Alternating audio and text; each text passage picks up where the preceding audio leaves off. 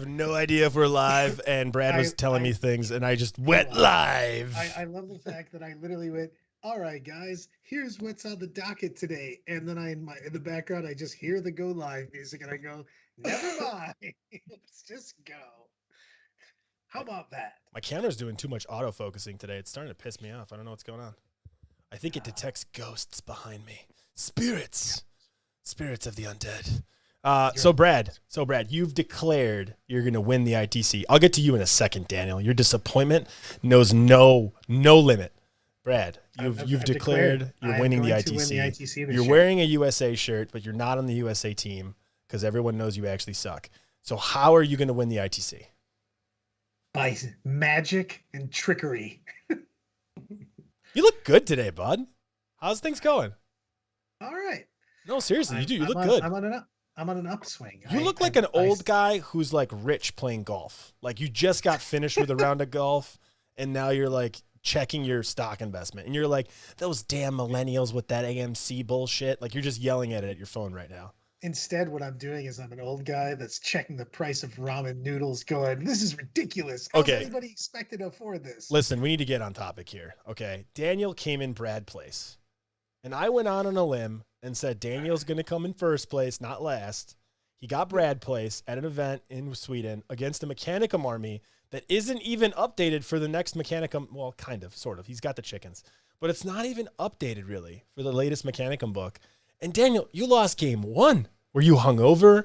Did you have a late night? Were you drunk game one? What happened? Explain this. No, we had a great game. We came to a table. I could hide my entire army. I like how you started it with that we came to a table. Is there other options in Sweden? Yeah, there are. Yeah. Sometimes in Sweden, you start a game and you're just randomly in a river. It's like, how did I end up in this river? It had really nice terrain, like scenic terrain. You know, this table was some ruins, and then there was like a high-flying bridge in the middle of it, which gave zero cover. So you played on a child's Lego set, is what you're telling me. Like you went in the basement of a 9-year-old and they had a Lego set, and you were like, I'm going to play here. This is where I'm going to play 40K. Let's do this. Yeah. Was there any dinosaurs? I don't want to. I don't want to blame the terrain because I'm actually happy that they had different types of terrain at the event. So they had this one table where I was unfortunate enough to meet a really shooty Admech army. It didn't give much cover in the mid zone. What was the name of this tournament in Swedish? Gothenburg RTT. Oh, okay. So the Gothenburg RTT thing to say. Non-corporate 40K tournament. No. No, it was really nice. I mean, all the tables looked great. It was just I was unfortunate to meet the shooty army on the open table. On the open tables. We talked about your Dark Elder army on the FLG Thursday show, and I brought it up, and I was talking about how it literally was like a Highlander army. You had nothing. Like no duplicates of any kind. You're just like, I'm taking one of everything and 9 incubi. You know why I'm taking 9 incubi? Because nobody knows what more than 6 do. I love the fact that you're playing a Highlander tournament and no one else knows that it is a Highlander tournament. Yeah, no. It was. And he still got Brad place. Man, that's gross. Brad, you do realize that if you get Brad place of the ITC, we're making shirts. Yeah. That's totally happening. Like if you get Brad place of ITC, there's going to be shirts. By the way, they'll be sold. That Horton had already had a small Brad place. He was actually disappointed. He goes, congratulations on the Atlantic City win, but I am a little bummed because I had a Brad place trophy ready for you. I was like, God damn it. It's becoming well known. It's my second in a row Brad place. Maybe it's soon gonna change name. I don't know. Yes. Daniel place doesn't really sound good. I just feel that sounds like a cool place with a pool. Yeah, it sounds like a place with a pool. It is a cool place. Where chests are broken and people are wet. That is the place. That is the Daniel place. And you give full tours in the dark if you're So what's new with you guys? I'm hobbying and I'm struggling to conform all my models to GW. And then I realized, why am I doing this? No other event is going to implement the same rules. Let's talk about the FLG code of conduct then. Screw it. They have a full 15-page code of conduct now. What? Where they have cards, they have actual point. Do they have model? Do they have model stuff? I did look at the point stuff. That's just basically like, don't be a douche, don't get minus points. Not really. I mean, there's like they finally put, and I'm wondering how they're going to do it, because they literally started with they don't want people to game that system. So they don't want people to try to scam out and give your opponent a bunch of negatives, per game. But they also are trying to make it so people don't do dumb shit. I mean, they have a big there's a 20-point fucking deduction for missing the list deadline for one. You know what I mean? That's a strong thing on that. Then they have a lot of, I had to look up because I didn't even know what the hell angle shooting meant. I thought that was like trying to take advantage of fucking being able to see things, but apparently it's a poker term that says don't pick on people that don't know what the fuck the game is. I mean, me and Daniel are forever 20 points minus now. I'm fine with it. I don't want to work at a company where you have to write down the company culture, and I don't want to play corporate 40K. So I'm not going to use FLG code of conduct. I mean, do they have any model rules? I don't super care about like those rules. I know that one of them I saw online that there's like that angle one. What was that, angle shooting? Angle shooting. Yeah, that's basically like, do you not like this guy? Like, it's just don't pick on inexperienced players. Yeah, but like, isn't it kind of also like an open? It's almost like an open. Jesus Christ, this camera's pissing me off today. It's kind of like an open. Seriously, guys, it's not even funny. Like, this thing is crazy. Dude, I thought the same thing. Michael basically said the same thing that I said. I did like 5 minutes on angle shooting because I thought it was basically scamming shots when you weren't supposed to be able to see shots. No, it means being overly competitive and like trying to trick someone. And I had no idea what it meant. You know what angle shooting is? Angle shooting is what Nick Brown did for an entire year. He was like, my name's Nick Nadavati. I know all the rules. Soul Grinders have a 5++, feel no pain. And he played it for a whole year in like 14 tournaments, beat Sean like twice, I think. And then they found out that they never had a 5++. Yeah, he got put in timeout for it at LVO. But that's exactly what it is. I'm the best player. I know all the rules. Angle shooting is when me and Brad pick on you, Alan. Yeah, yeah. You guys stop picking on me, man. Not cool, guys. I don't like it. You guys make me angry. I go home, I cry. Go. I'm out of here. Screw you guys. Screw you guys. I'm going home.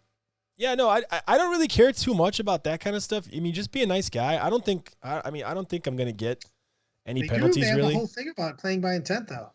So I like that a lot. I do like it. Yeah, I think there's some weird stuff with playing by intent. It can get too extreme. It could become like social justice extreme. Like, I don't know how far it goes. Like, how far does playing by intent go?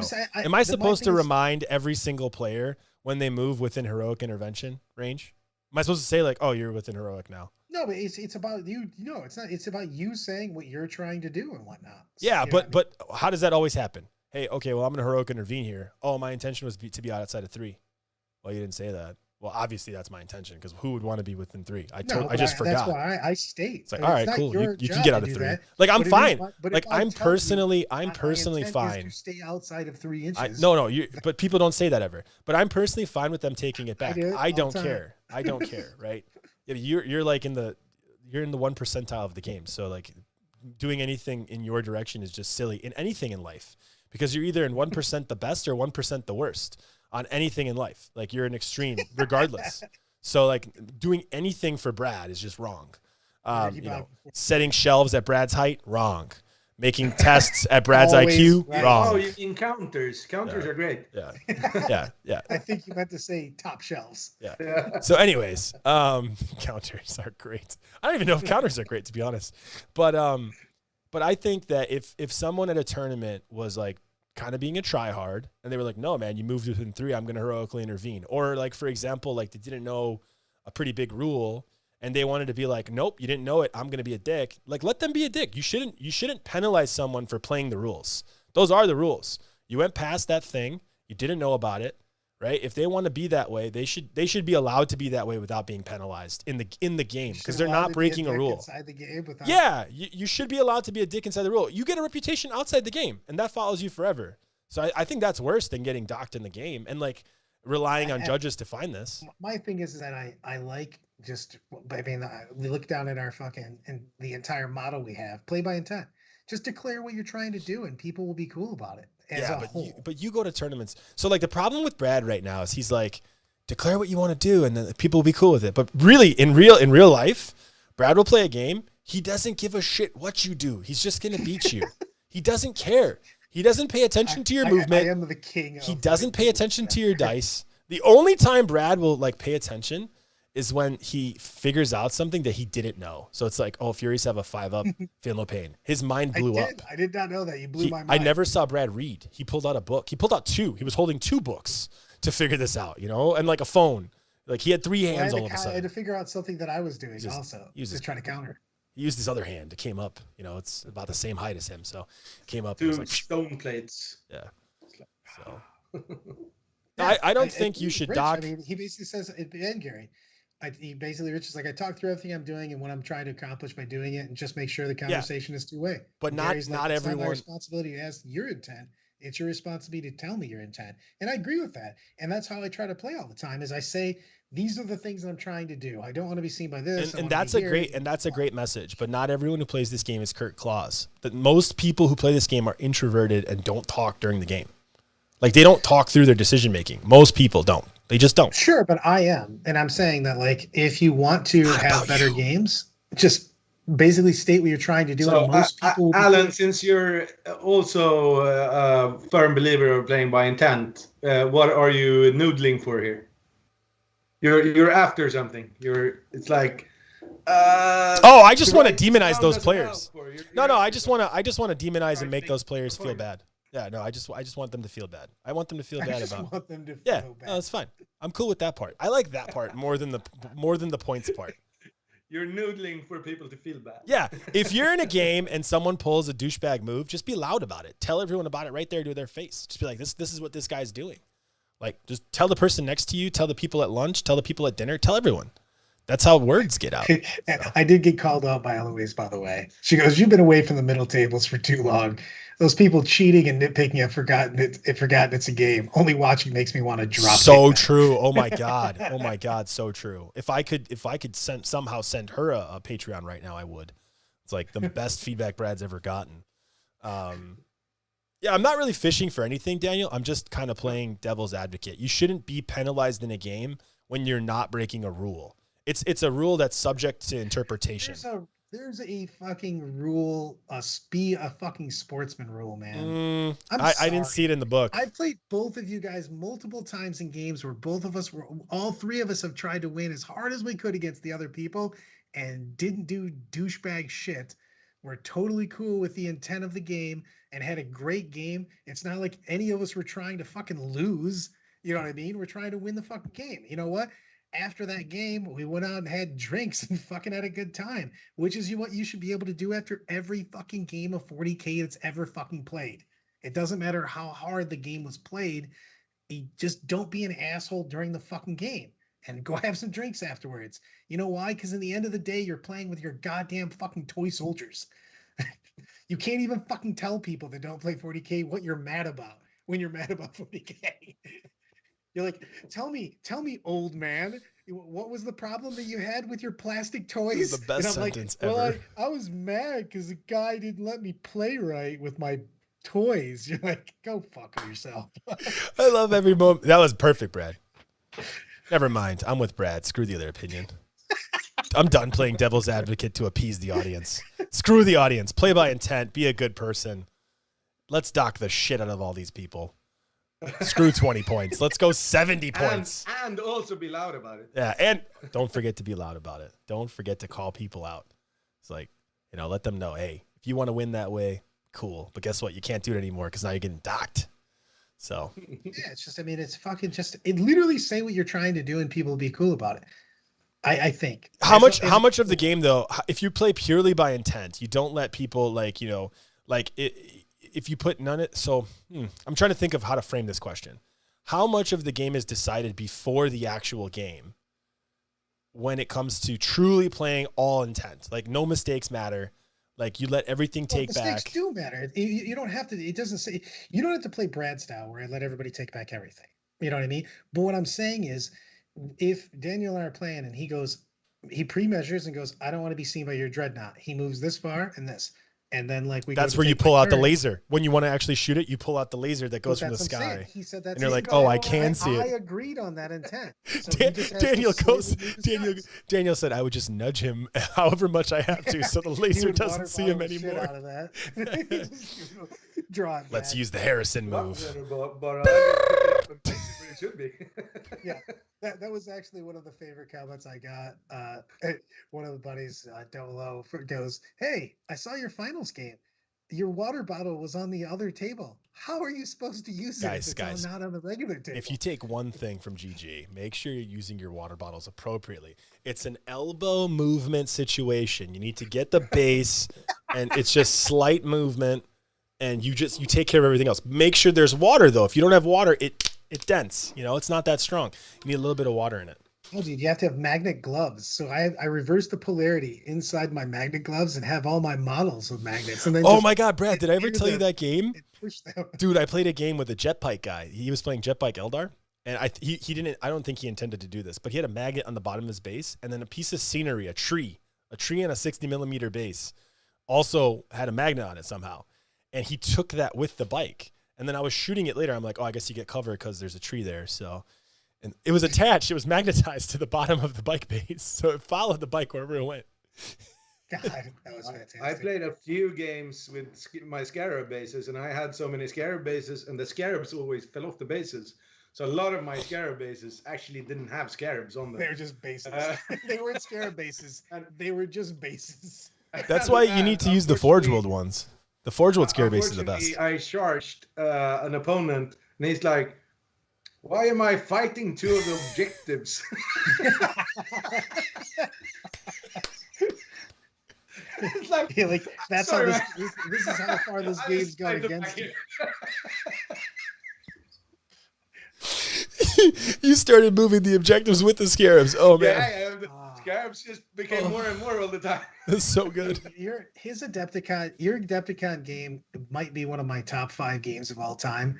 When you play that Eldar guy, and this is back when you had Scarab Farm and they could string out and they could do all the bonus move. And I think it was literally turn 1 where Daniel assaulted the guy's entire army. And the dude was looking at him as he was making new Scarabs, you know, and putting them farther and farther out.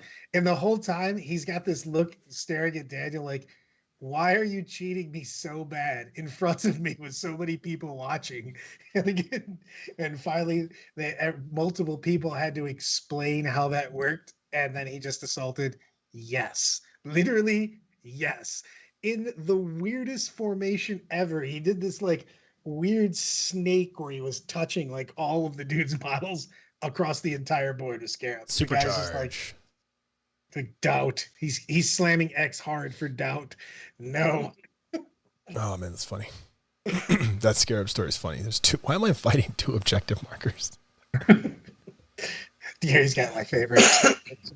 Sorry, I was guarding 2 Chooser of the Slains at the ITC once.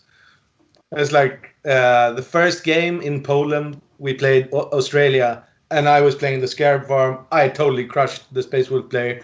And it's like, we don't need to play anymore. It doesn't matter if there's more turns, right? Because you're basically wiped. And he's like, make that roll.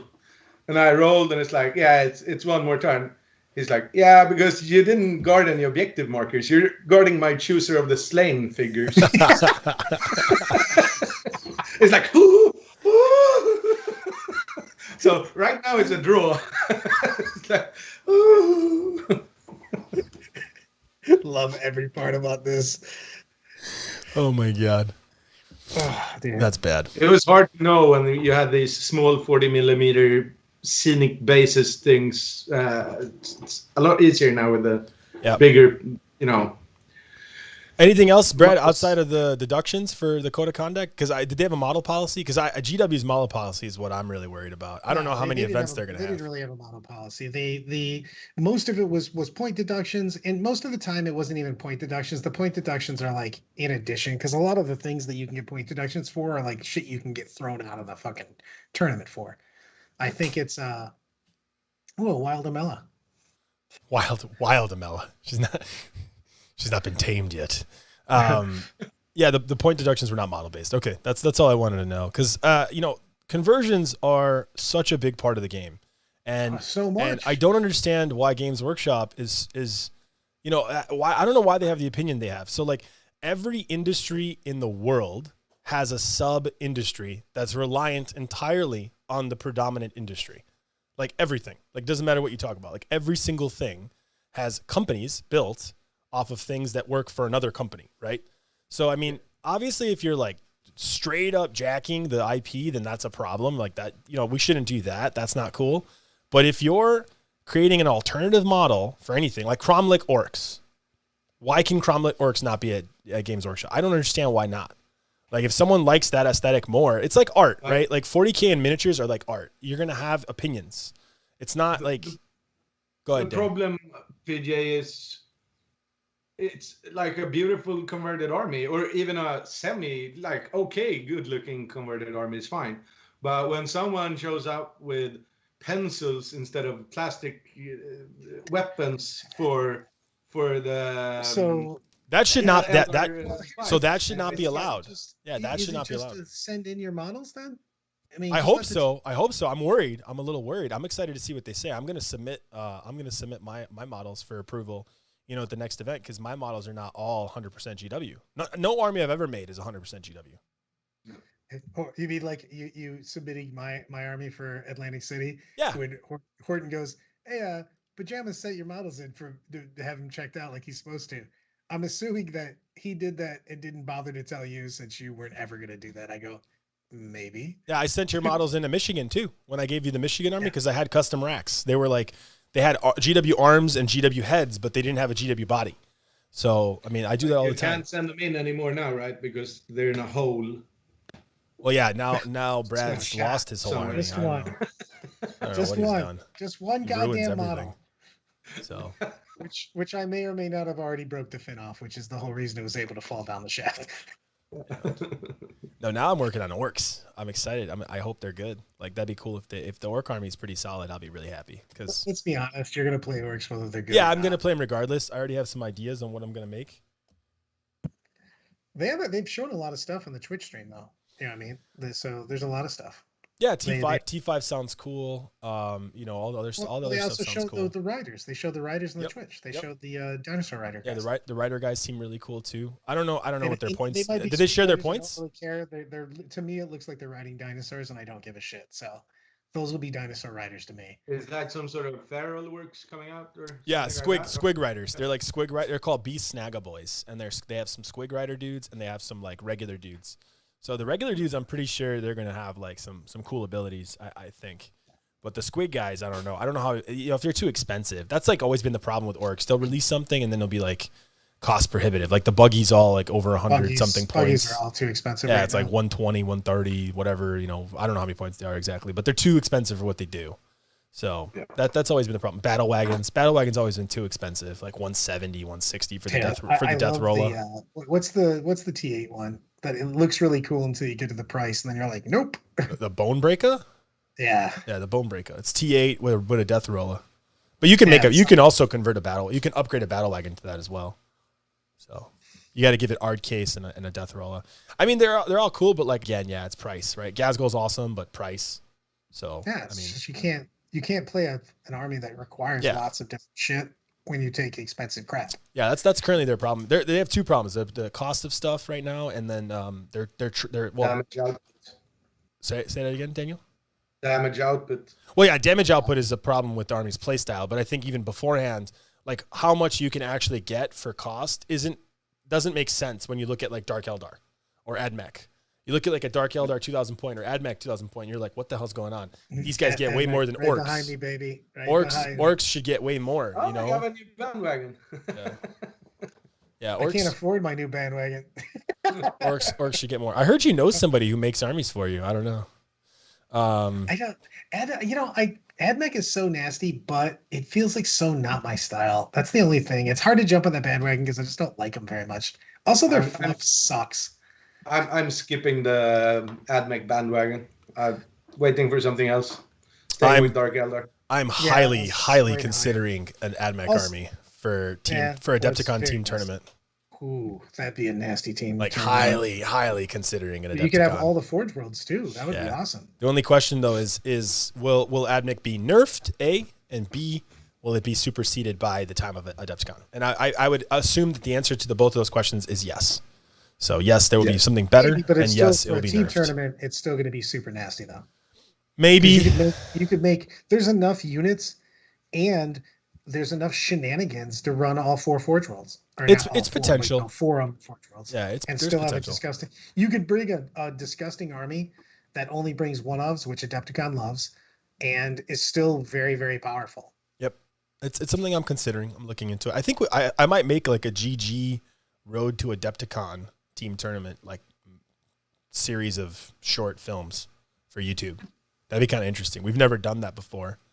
But we've always Especially had some the fucking dude that I'd love to see more of, because you just randomly magically appear with giant display boards. Yeah, that'd be cool, right? I mean, like Daniel, would you have watched like a couple episode video thing all about that orc board that we brought to Adepticon, like how we built it, how we thought about the models? Yeah, I think that'd be cool. Yeah, that'd be like a cool little thing to like share. Would you add in how much I assisted you to paint? Yeah. Daniel's assistance was basically he showed up to the house on Wednesday. He said, "There's no way in hell you're ever gonna get that done by Saturday," and then he like left and like drank something somewhere. That was pretty much it. I think he had a steak in my backyard, drank a little bit, and then left. If only you had some help. See you later. Yeah, he maybe painted a single base. No, I painted easily 10 bases. Yeah. Whoa! That's crazy. And by painted, I mean like he painted like the rim black, and like he painted like a checker somewhere on the base. And walked off. Yeah, full checkers. There's full a lot of work. He said full checkers. Man, dude, that year I had so much work to do before the team tournament. It was crazy. Hey, all I have to say is I bled for you that year. You did by carrying the board into the car, but you're an idiot. You should have done that. I was also mad. I was mad at everyone that year. I was mad at Tony Malawi for having a heart problem. I was mad at Elliot for playing in the singles. I was mad at Daniel for just leaving. I was like just pissed at everybody. You were mad at me for grabbing your display board drunkenly and just tossing it in myself my cut everywhere. Yeah, you cut everywhere. Yeah, I wasn't mad at that. I thought that was funny. It is indeed. Nail polish is always a good paint alternative. Yeah. Pinky the Dreadnought says yes. Pinky the Dreadnought. Pinky the Dreadnought is still right here with me, baby. A decade later. He's a beast, bro. It's a beast. So Daniel, when's your next event, Daniel? I think you're kind of creeping up on these little events here and there. I'm going to a 30-man event in a month. What are you going to play? Highlander Dark Elder, probably. Nice. Playing Dark Elder for all of July for sure, because I want to use I got a sweet ass display board from this guy. I took it from him in a parking lot. I just ran away, but I'm definitely putting all the witches in the Coliseum. It looks too sweet not to. Robbed him. Now I'm gonna try out some other stuff. I want to put some more shooting in the list and have less of close combat elements. I think it works. Diego's running like some flyers in his Blackheart. Yeah, two flyers. Void bombers. Yeah, 2 Void Raven bombers are disgusting. Yeah. Nice. The problem is that they kind of suck. But the bombing run is super good, but they only have 2 shots. You know what I mean? Hey, have you guys upgrade them so you shoot the 6 shots? Speak Dark Elder we spoke a lot about, but have you guys read the Sisters book yet? I actually read it over the weekend, and they're not as good. I don't think they're as good. I think they're better. You they think have so? More shenanigans they can do. Dude, they got things like Argent Shroud. Dude, you literally take something like Morvain, whatever the fuck her name is. Awesome. You give a unit of Retributors fucking full fucking rerolls to hit and to wound. Yeah, but Retributors are so boring. And then you do Argent Shroud, which means you always count as stationary. Yeah, I know, but they're boring. Those are boring. Like the old. But the old, do you think Seraphim still have a place, or Zephyrim? Still have a place. You have a lot of those things. Zephyrim lost a big deal because they lost the full rerolls on that. That's a big problem. Bloody Rose is still nasty, and a lot of times I've been taking double detachment. I take like things like Argent Rose Argent Shroud and Bloody Rose. Can you get the reroll wounds on the Zephyrim with like a character aura? No, you can just put. You can just put Morven. She's the answer to all. Yeah. Celestine's even better now because she comes with 2 Gemini. There's so lots is of shenanigans. did sisters get? They have lots of they have shenanigans. Basically. Did they get more like Admech-y a little bit? Feels like they did. A little bit more like little subtle combinations within the army list. I wonder how long it's going to take for us to see a good sisters thing. We should talk to. I'm curious what Grant thinks. Brandon's probably already deep in that book. You know, he's probably well beyond. He's like Argent Shroud, Bloody Rose. What are you talking about? Yeah. I have the Grant sacred right. Yeah, he's probably. I haven't read it yet. I'm waiting to get the code, and I don't like to read the rumors online because I lose focus and concentration trying to scroll up and down on Photoshop stuff. Exactly. New sisters. Everything's bitch be believing. 2+ in front of will save. Reroll everything. Does the laundry. Hell yeah. I think the sisters have more shenanigans than they had before. They just lost a couple. They lost the things that were just ridiculously. Yes, of course you do this. Of course you do this. Now they have lots of interchanging parts. Doesn't that mean would overall you say, Brad, that they have more viable units? Because I think the old sisters, they had 1 or 2 lists really with the same type of playstyle. I think they have different ones. I don't know if they have more because they might have lost Zephyr to some degree. They might have lost Seraphim to some degree. They might have lost Repentia. Really also. Repentia are still, Repentia are ridiculous now. They have the Word of the Emperor, fucking 40 points. Literally, you go, hey, this unit ignores invulnerables. Yep. And also, nice. I forgot to mention, 40 points, you get that. And also you get a fight last mechanic. So the character literally goes, paid 40 points. I pick somebody. They don't get invulns against them. Boom. You got, oh, cool. I have an AP4 weapon with Bloody Rose. Sweet. Feel free to pick up your models. It's good. Feel free to pick up Morty. I tested this out today, and I know we don't have too much more time, but I tested this out today, and I'm so excited it went the way it went. So obviously I know sisters are awesome. I just chose to go the reverse to see if Brad would talk more about actual like real points as opposed to just ramble on about nothing. And it worked perfectly. Right? I gave serious, I talked about I was like, hey, Repentia are not as good. And then Brad's like, boom, boom, boom, boom, boom about Repentia. I was like, this is not as good. And then Brad's like, boom, boom, boom, boom about this. Wow. Talk about a difference of just general focus on a topic, right? It's like a child. It's like you need diapers. Seriously, real diapers. We got to put these on your brain, just absorption. So interesting. You gotta go. I kind of. It's just my size. I know. That's why I bought them. Next time you come over, so you don't get anything dirty again, spilling wine glasses all over the place. Jesus Christ! This isn't all over. There's one place. It's a garage. Such a chump. And I also tried to go live while I was doing it on Facebook. So how much of a hit right now did Space Marines take from the S tier they were 6 months ago with Dark Eldar Sisters and Admech? And then how much of a people's elbow will Orcs be? That's what I want to know from you guys. I'm curious. What are your thoughts? The hit is huge, I would say. I mean, Dark Eldar, basically whatever I take from Dark Eldar feels like it's tailored to kill Space Marine stuff. It's like, oh, you have Vanguard veterans. Well, I'll just kill them. It doesn't matter. Space Marines have been going real heavy into the Dreadnought builds, which I think are pretty good against that. But I don't know how good they're going to be against Sisters and Admech, though. Drukhari basically made Marine players adjust and do things.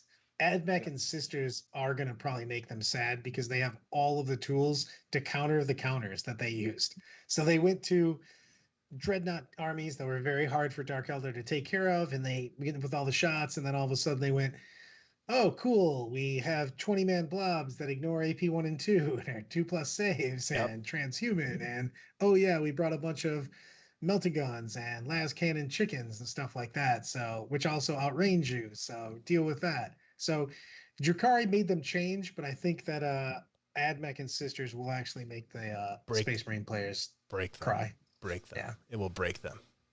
Yeah, I would agree. And I think GW, I don't think we give them enough credit. I think they knew this. I think they released Space Marines. They knew that the masses would buy Space Marines. Everybody and their mother went out and bought Primaris Space Marines of all kinds. I mean, there's just tons of Space Marine players. The vast majority of those players are not meta chasers. The vast majority of those players were like, "Ooh, finally, Space Marines are great," you know, and they're going to play Space Marines for quite a bit. I expect a majority, over 50% of them, will still want to play Space Marines regardless of these changes. And the ones that do change, guess what? GW just sold them a Space Marine army, and now is going to sell them, you know, a Dark Eldar Sisters or AdMech army, which I think are some of the most expensive armies in the game, except for Orcs, which are also coming out. Control expensive. So it's kind of interesting. I think it's like kind of planned.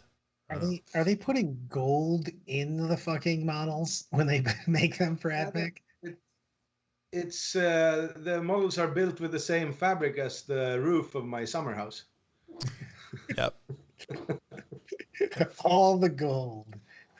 I think they're laced. I think the models are laced with tiny little enzymes of some kind of drug. Because you literally look at the cost of an army for most factions, and you're like, oh, it's this much, and then you're like, or you could buy an AdMech army. Whoo, doggy. That's expensive, mouse. Yeah, I just think it's interesting. I'm curious to see what tournaments do. I know Stats Center and Goonhammer do a lot of math stuff, so I'm curious if they like do some correlations between like events 6 months ago versus events 6 months from now, and like get like just general like player percentages. I think we're gonna see a massive shift, but I think you'll still see a lot of loyal Space Marine players, even though the army will go basically where it was in 6th edition pre Rhino Rush. I agree on that. I think that you're going to see more sisters. I think people have been like on the fence about sisters for a long time, and I think that having more viable builds and more models is going to make it so that they come out of the woodwork. Yeah, especially when you bring. They haven't really had a real codex for a while either. So yeah, you were really that's a big change. White Dwarf article. Yeah. So. Yeah, now they're like now they're legit. So it's gonna be interesting to see what happens. And anyone going to an event needs to be aware now that AdMech Dark Eldar Sisters is what they're probably gonna see. And then when Orcs hit, I don't know. We don't know yet, but will they? There's a lot of Orc players in the past, though, man. Yeah. Like a lot of people entered the game with Orcs. You know what I mean? Got to think of all the box sets that came out for years. But will they be a threat though? Will they be a threat, or will Orcs be like a Necron dung hit the wall and just bounced off? Like no one really cares about Necrons or Dark Angels or, even Death Guard. Like those 3 armies, mid-tier at best. Even the best builds. I don't know about that. I think Death Guards are still good. I think they're still under. Raven Wing Dark Angels is super good still. We're not seeing it though. We're not seeing it in the data. They're not winning events. They're not really crushing things. Because I think that people went heavy into the Terminator builds because that's what people had for Dark Angels for the longest time. Could be. The faster builds are just better. Could be. Mobility is literally the game. Speed is. If you can let's see if we see an uptick there in the Dark Angels area, and in the other areas. I mean, I know that they're good. They are good. I mean, but we had 2 Dark Angels players in the top 8 at Atlantic City. It was a Black Templar player. And who was the 2 Dark Angels and a Black Templar? No, it wasn't. It was 2. The Dark Angels literally played each other the first freaking round of the final 8. Really? I had no idea. So the 2 Dark Angels players played each other, and then Nick played Sasha, and Sasha was playing Black Templars. Yeah, there was a Black Templar player for sure. I wasn't aware that there was 2 Dark Angels players in the top 8. I didn't realize that. So, my bad. Especially when you're playing against a Dark Eldar meta, you can basically go, hey, want some more Melta? Pew pew. And then the Talon Masters go, hey, it's 18 shots of your T3 guys. So then do you guys put Dark Angels then above General Space Marines? Like all the other Space Marine builds? Say again? Do you put Dark Angels above all the other Space Marine builds? Yes. In a win roll loss scenario, I would say yes. In a 20-0 scenario, I wouldn't say yes. And then in White Scars. I probably, if I was going to go for best chance to differential, Ultramarines are still really, really good with their shooting, dude. Just the fact that the Seal of Oath exists and fucking the redeploy is just gigantic because you can be very aggressive, and certain matches you can just 1 turn win. Yeah, that differential, that's something that we need. Bastard. We need that in the States big time. We need differential big time. We should have a whole episode on that. Maybe I'll bring that up to the Thursday guys, see if they want to talk But about it. I'm not gonna lie, Snakes tried to run differential at Glass City and got crucified for it. So Yeah, but it's so important. It's so if you want to actually take 40K competitively, because there's no reason. there's no way there's no way to do it without that differential. Once I've won, I don't care what my opponent scores. No. I literally go, hey, And I'm gonna get it's this. a huge difference of winning 90-20 or 90-91. It's like, come on. It doesn't make any difference to me. Like once you get to the point where you're like, hey, I mathematically won this game and I'm gonna score this. I literally do not care what my opponent scores. And I'm not trying to collude. I legitimately don't fucking care. Why would I care what they're doing? I won the game. Move on. Only my points makes any difference to me. Yeah. No, I try to maximize my score, and that's the only thing I can care about. Yeah, we definitely we definitely need to change that for sure. That's got to be something that gets brought to the tournament scene. I don't think that people really understand the impact. You don't have to do it and put it into a 20-0 system. You can just have a differential on the 100-point system, right? Yeah, you can have it on any system. You get a win +1 differential. Yeah, but right now it makes no difference. That's what I'm saying. Like, not only does it not make a difference, but like you're just at that point, people just feel like you're being a dick at that point. Because why? If I can't score any more points, like I'm gonna get my 90, 95, 100, whatever I'm gonna get, and I spend 2 turns trying to stop you from getting points. What does that get me besides you thinking I'm an asshole? You know what I mean? Yeah. I just don't. It doesn't make any difference right now. Yeah, I mean you are an asshole, but I mean we should try to have honest games, right? And without that, you don't have an honest game. You skew the whole tournament. Actually, if you look at the GW events, they're actually doing that. They're doing the Nova system, which is what they're going to cut to 16-person brackets for the next day. Yeah, but are they doing? But that's not differential. Are they doing differential? I don't think they're doing differential. I'm just saying that his thing was that he doesn't understand why they can't just cut to the top 16 or top 8, still bracket the folks that did make it so they can play it, but would be way better. I don't like the fact that you give a last day where 90% of the people aren't playing anymore. You know what I'm saying? Like if you're running a 3-day event, have everybody play all 3 days. You know what I mean? It does that doesn't make sense. You can drop that, and that's fine. I don't like that they waste Sunday for it. I would almost restructure it so that top 8 play Monday.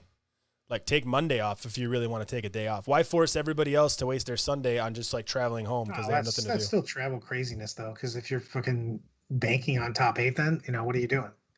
You're staying there for Monday. I actually like the fact that they either bracket for they should bracket. That's the right way to do it. Bracketing is the right bracket for everybody, so everybody plays, or you just make it like a bunch of the FLG events are making it, which is just straight 8 games. Yeah, or straight 8 games. That's a good idea too. Yeah, they're just playing 3-3-2, and then you just take the winner there. There's no playoff. There's no anything. It's why do you want to play so many games? I like 2-2-2. That's more than enough. We don't have that. We don't have that. We don't have that in the States. We don't have that in the States. Yeah, and the giant ones. Yeah, there's a lot of people, Daniel. There's a lot of people in the States that would play 4 games in one day just to make the second day easier. Yeah, 4 games. Yeah, so many games. Yeah, I'm okay. I like a lot of games, but I'm just like, if you're gonna run a 3-day event on that, don't make it so that people like most of the people don't get to play the last day. You know what I mean? Yeah. Like just that's silly. Well, still the bracket system still needs a differential because you're gonna get illegitimate brackets. So you need a differential to make sure they're real. It's an absolute must. Yes, I still agree a differential. Yeah. The biggest reason you need it is not because of collusion or anything like that. It's about right now you don't need to play the game. You just need to get your point, which sometimes means you don't interact with your opponent. Yeah, well, that's the thing is right now if I don't care what you're doing at all, it also makes the games also over quickly. I don't have to play the game that fucking last 2 if I've already won. I don't need to play any of that. Yeah, a lot of games end on 3. Yeah, a lot of games end on 3. There's you're like, hey, you're going to score this many points. Cool. I'm never going to engage you. Like if your opponent's just sitting on 2 objectives and you've scored your maximum, you get 100, you get whatever your maximum is. Why am I even risking going over there? There's no upside. You know what I mean? So and that's wrong. Well, that's what I'm saying. That's if it's a differential, I would have to go over there and do something. It would be forced, and I'd have to interact. But right now, I have zero reason to go try to weed somebody off their back two objectives. I get nothing. I might roll all ones, and my opponent's probably not going to be super cool with me just trying to randomly dick them over points that gives me absolutely nothing.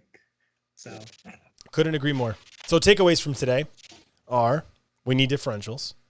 Don't build shelves, build counters, Brad's height. Brad's going to win the ITC, and Daniel loves non-corporate 40K. That's his favorite thing.